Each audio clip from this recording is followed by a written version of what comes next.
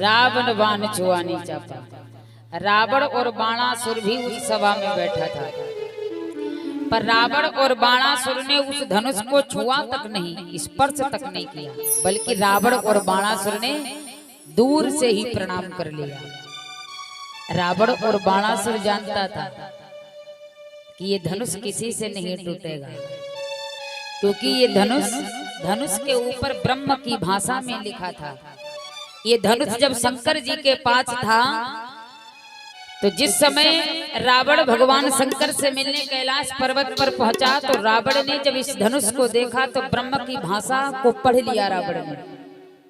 रावण को ब्रह्म की भाषा का भी ज्ञान था, तो ब्रह्म की भाषा को जब रावण ने पढ़ा तो धनुष पर लिखा था, जो इस धनुष का खंडन करेगा वही रावण का काल बनेगा।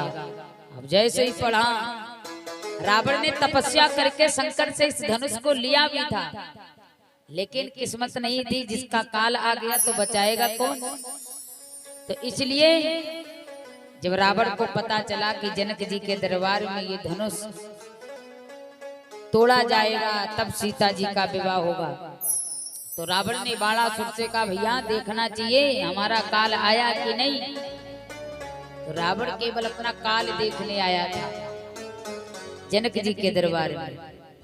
जब सारी सभा ने धनुष को नहीं उठाया तो रावण ने देखा कि सब खड़े हुए, लेकिन रावण की दृष्टि सिर्फ राम जी की तरफ थी।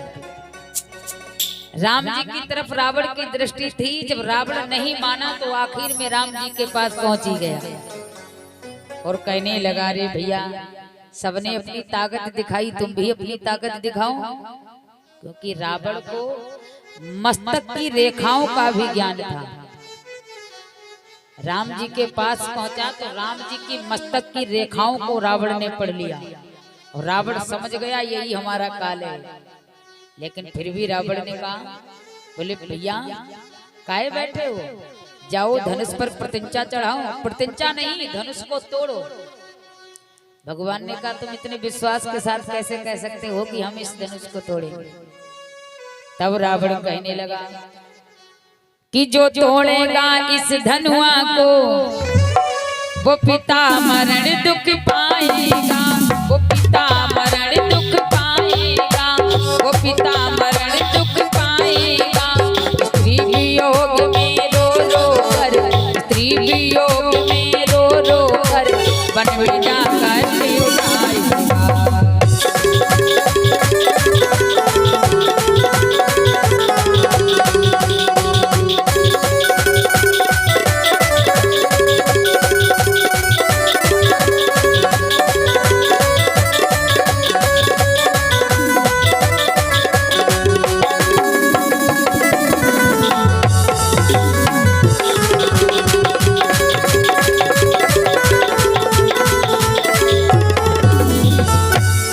रावण क्या कहता है, जो तोड़ेगा इस धनुआ को वो पिता मरण दुख पाएगा, स्त्री वियोग में रो रो कर वन में जा कष्ट उठाएगा। राम जी को हंसी आ गई, बोले ये तो पूरी जन्म कुंडली हमारी निकाल रहा है। तो रावण से कहा, अच्छा इतने ही लिखा है या कुछ और लिखा है।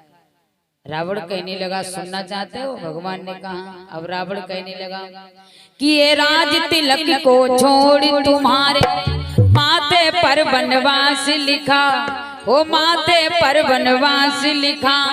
ये राम तुम्हारे हाथों से, ये राम तुम्हारे हाथों से रावण का सत्यानाश लिखा।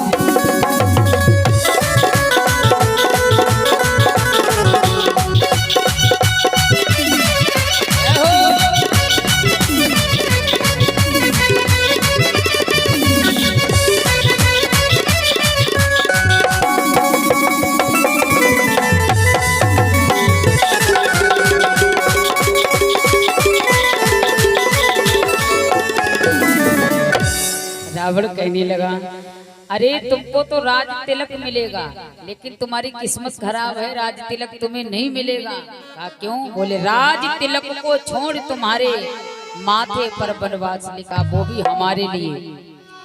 राज तिलक को छोड़ तुम्हारे माथे पर वनवास लिखा, और ये राम तुम्हारे हाथों से रावण का सत्यानाश लिखा।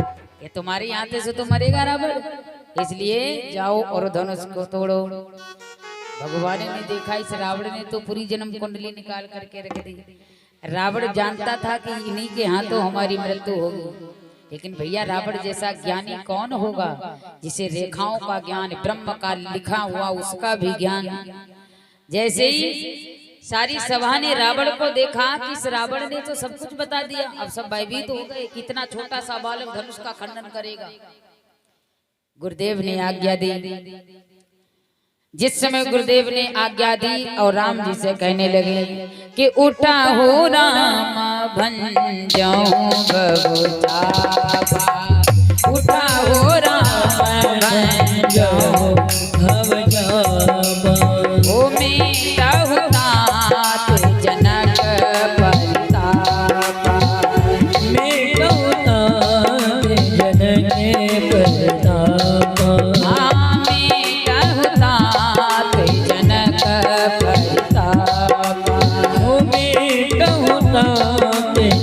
के परदा